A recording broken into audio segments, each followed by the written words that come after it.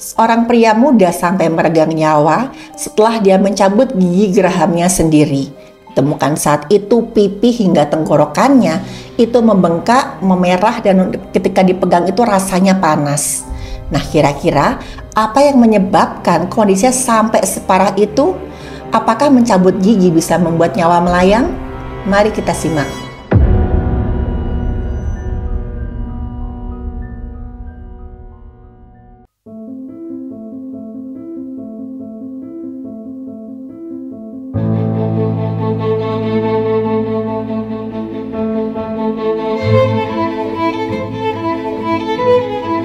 Halo, saya Dr. Stefani. Saya seorang dokter spesialis forensik dan saya melihat apa yang tidak semua orang lihat.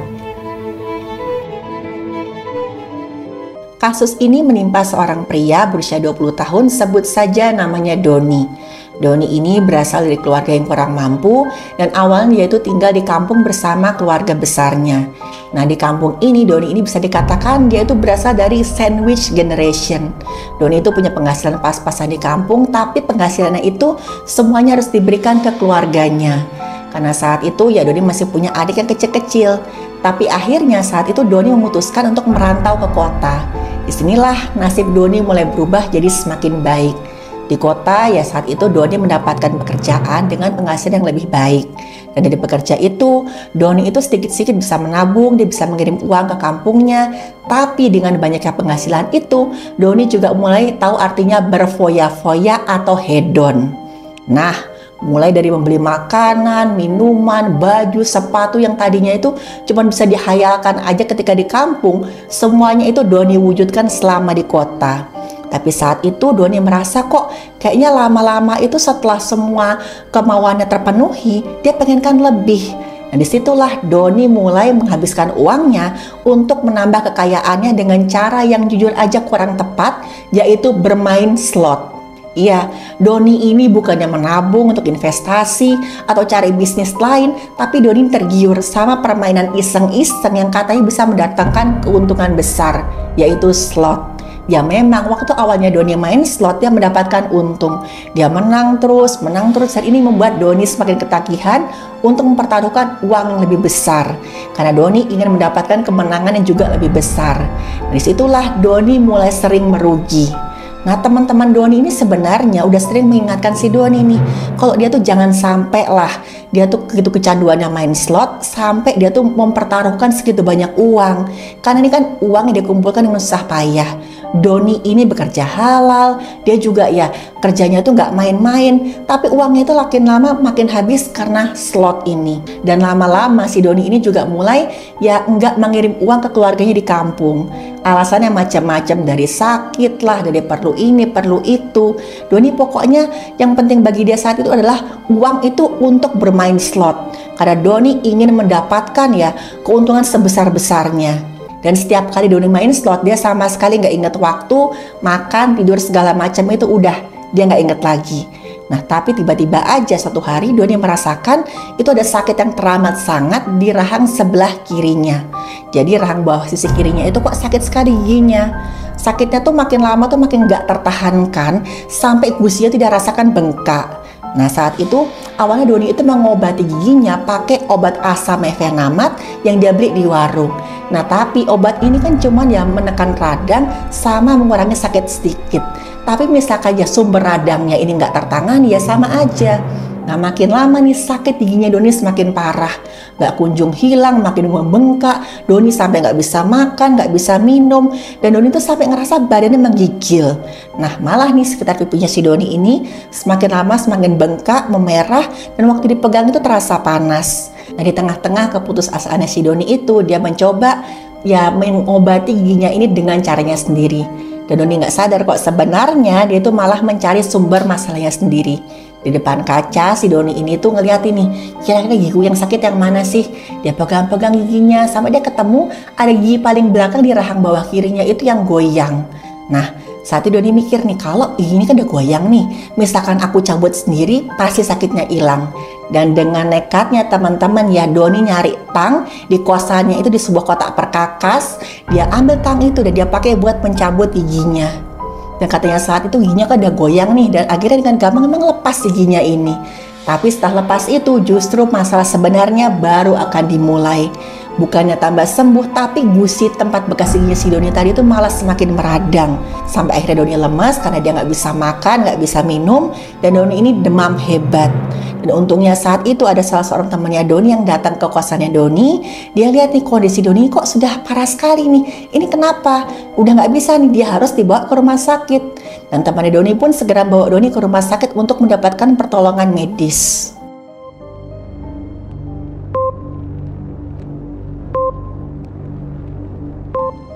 Hasil pemeriksaan dokter di IGD didapatkan, Doni ini keadaan udah sangat lemah. Dia masih sadar, sesekali menjawab, kok ditanya, tapi udah lemas sekali. Tubuhnya menggigil dan demamnya itu sampai 39 derajat Celcius. Lehernya Doni ini sangat kaku, sampai Doni kesulitan waktu lehernya mau digerakkan ke kiri. Nah, Doni ini saking parahnya bengkak dia bagian mulut kiri bawahnya itu, waktu dokter mau ngeliat mulutnya bagian dalam, itu kesulitan untuk membuka mulutnya.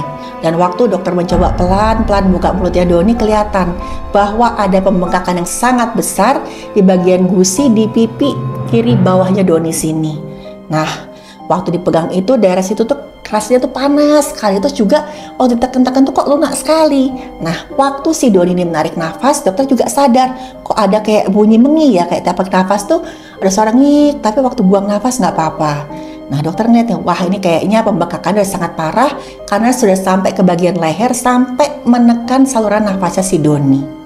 Waktu dokter memeriksa bagian lehernya Doni, dia menemukan ada beberapa pembengkakan kelenjar getah bening.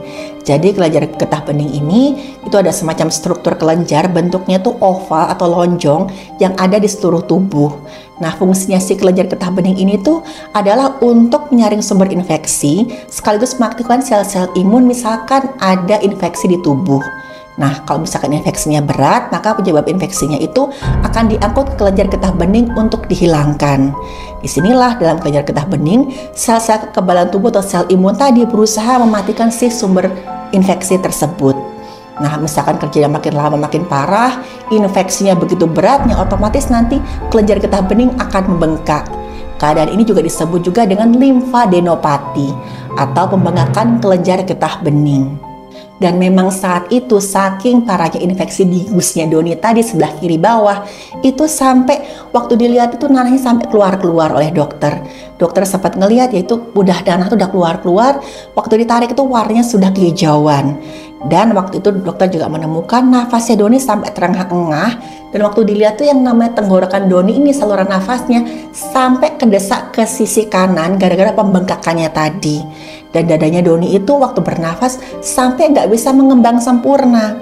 Dan waktu dilakukan ronsen memang ditemukan saat itu ada cairan di lapisan yang mengelilingi paru-parunya Doni. Dan disitulah dokter kemudian melakukan pengambilan sampel cairan untuk melihat nih, ini cairannya apa. Dan waktu dokter mencoba mengambil sampel cairan tersebut, dokter itu melihat kalau misalkan cairan tersebut adalah nanah. Dan Doni mengalami emphysema paru atau menumpuknya nanah di dalam rongga paru. Jadi keadaan ini adalah komplikasi dari infeksi odontogenik atau infeksi yang berasal dari gigi atau jaringan penyokong giginya si Doni tadi. Yang awalnya cuma sakit gigi ternyata udah semakin parah dan menyebabkan infeksi itu sampai ke paru-paru. Nah, infeksi ini disebabkan oleh bakteri dalam mulut yang menyebar ke seluruh tubuhnya si Doni. Jadi misalkan terjadi infeksi yang sangat parah di rongga mulut dan itu tidak tertangani, maka infeksi ini akan menyebar ke jaringan sekitarnya.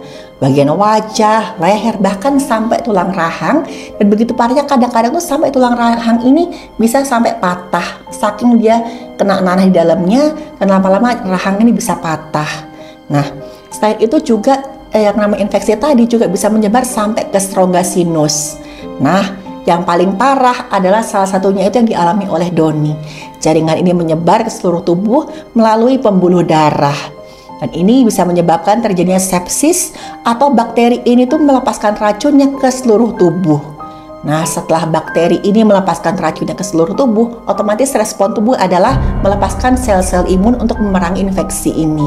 Dan misalkan reaksi peradangan tubuh ini berlebihan, justru malah membahayakan organ-organ lainnya.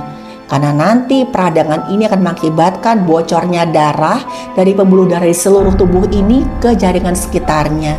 Kan tujuannya tadi kan pengen sel darah putih ini cepat sampai ke sekitar jaringannya. Nah, kalau misalkan darah ini bocor, maka akan terjadi penurunan aliran darah ke organ-organ penting. Dan keadaan ini sangat mengancam nyawa. Dan akhirnya diputuskan oleh dokter kalau Doni ini harus menjalani torakostomi atau tindakan memasukkan semacam selang itu ke dalam rongga dada untuk mengeluarkan nanah. Dan saat itu dokter berhasil mengeluarkan cairan berisi nanah itu sampai 750 ml. Kok diibaratkan itu sebanyak 1 botol air mineral ukuran sedang. Segitu banyaknya tuh nanah yang ada di rongga dadanya si Doni. Dan saking banyaknya paru-paru sebelah kirinya si Doni ini sampai sulit mengembang. Dan waktu dilihat berdasarkan keadaan gigi sama gusinya Doni yang sudah sangat-sangat parah tadi, di mana gigi di rahang bawahnya Doni ini di sekitarnya itu banyak yang sudah terlepas dari gusi dan cuma menggantung dengan sedikit jaringan gusi aja. Udah gampang sekali lepas. Ya, infeksi yang awalnya di belakang tadi sudah menyebar juga ke gigi sekitarnya. Waktu dokter melakukan tindakan ini, kondisi Doni ini malah semakin memburuk. Dan memang saat itu kondisinya sudah sangat-sangat parah, kesadaran Doni pun menurun dan gak lama kemudian Doni pun menghembuskan nafas terakhirnya. Doni mengalami henti jantung. Dokter sempat juga mencoba melakukan tindakan pacu jantung, tindakan penyelamatan nyawa, tapi semuanya sia-sia. Doni nyatakan meninggal dunia.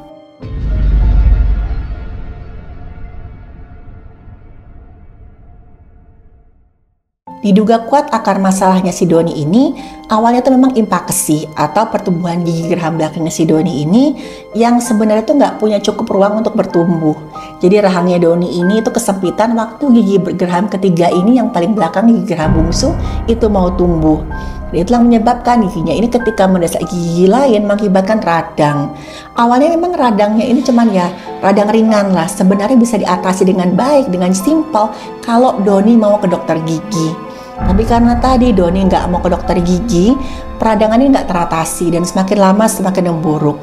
Terus kira-kira kenapa ya Doni itu kok sampai ya mau membiarkan giginya sampai sebegitu parahnya? Apalagi waktu dicek di area sekitar gigi gerahamnya itu udah banyak sekali gigi yang bolong.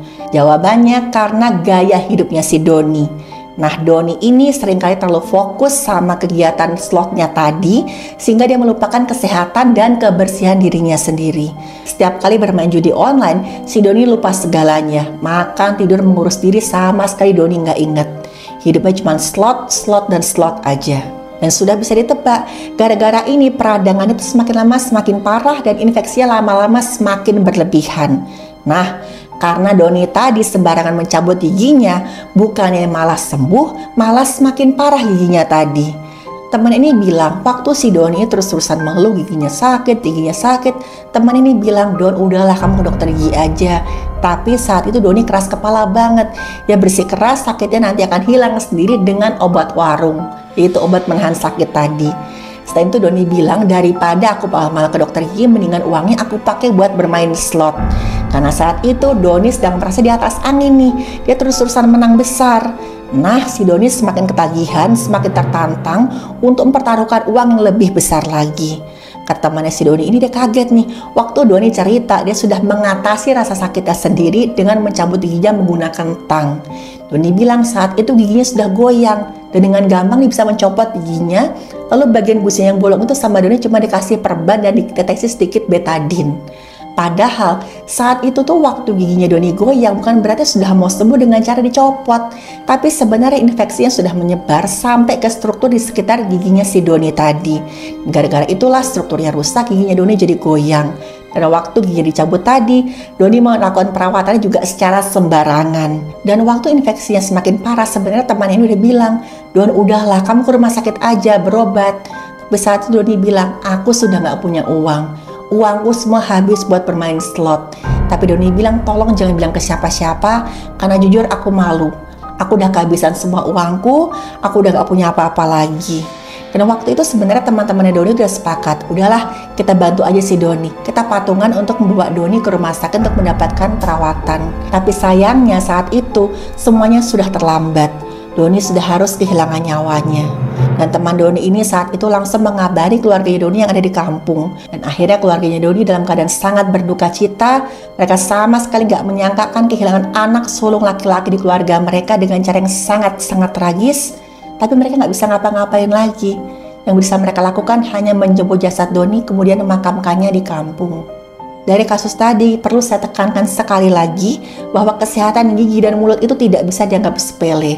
Kesehatan gigi dan mulut jika tidak tertangani bisa berakibat fatal. Seperti kasus tadi, waktu si Doni dengan sembarangan dia mencabut gigi gerahamnya. Padahal tindakan semacam itu hanya boleh dilakukan oleh dokter gigi atau dokter spesialis bedah mulut. Dan pesan saya buat teman-teman semua, jangan pernah takut atau ragu ke dokter gigi.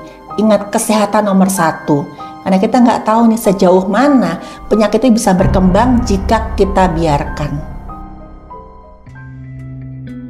Terima kasih sudah menonton video saya. Silahkan like, share, dan subscribe.